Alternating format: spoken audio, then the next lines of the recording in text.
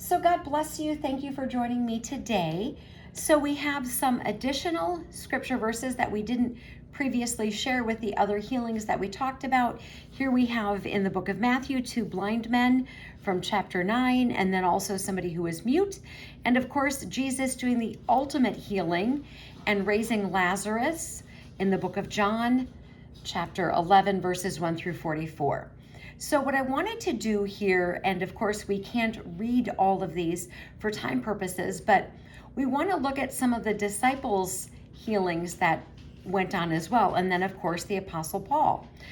So I'm going to share from Acts chapter 5, verses 12 through 16, and the reason I'm sharing this is that it talks about Solomon's portico, and that also is referenced in Acts 3 when it talks about the first healing that the disciples did.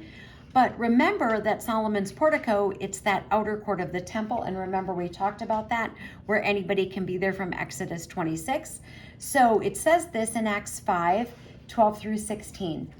Now many signs and wonders were done among the people through the apostles, and they were all together in Solomon's portico. None of the rest dared to join them, but the people held them in high esteem.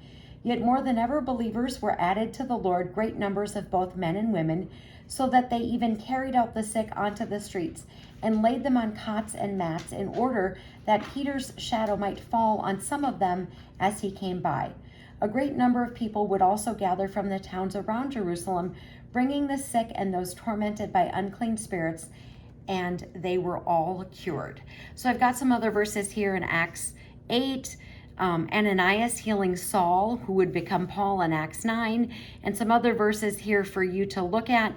I will list these verses in the description, but we need to kind of get to our wrap up because it's day 6 already, and honestly, I could have probably gone 6 more days. We certainly didn't share all of the healings, but the purpose was that we could see that only Jesus was healing in the synagogue, and I found that fascinating. So were the apostles, were they not allowed to? Maybe there was some other reason. Maybe it wasn't related to when they got the ability to heal. But if Jesus was Jewish, then it would make sense that the apostles would be of Judea, would follow Judaism as well. I mean, there isn't really any other faith for them. And so we looked at the roles and the duties of the Levites, the people of the tribe of Judah, who is the priest who's responsible for the temple. And then we saw that there had to be a sin offering, as Jesus would be. So it's all very, very, very interesting. We looked at, of course, the scripture verses that Jesus did the healing in the synagogue. And then we looked at a whole bunch of other verses yesterday in our video where there was healings, and we could see that, of course, Jesus was involved and the disciples were involved, but it looks like only Jesus healed in the synagogue. And to me, I was intrigued by why was that?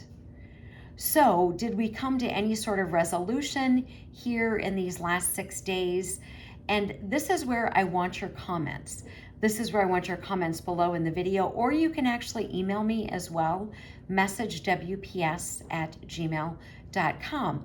So I didn't want to wait 6 or 7 months to bring this to all of you. I really wanted to put this out there and give you information that you could look up. And I really would encourage you to look up as many healings in scriptures as you can. And then what I want to do, depending upon the responses that we get, etc., I want to do a follow-up video. I don't know when that will be. Let's give it a few days, etc., to kind of see, but I really want to do a follow-up video with your comments, with your questions, with your emails, etc. And so that's the plan going forward. I found this absolutely fascinating. And I don't think anything in scripture is happenstance. I think it's all there deliberate and on purpose for us to see. And I found it fascinating. And so I wanted to share that with all of you. So please comment below or send me an email at messagewps@gmail.com. Armor up, we ride at dawn. May God bless you as always. Have a great day.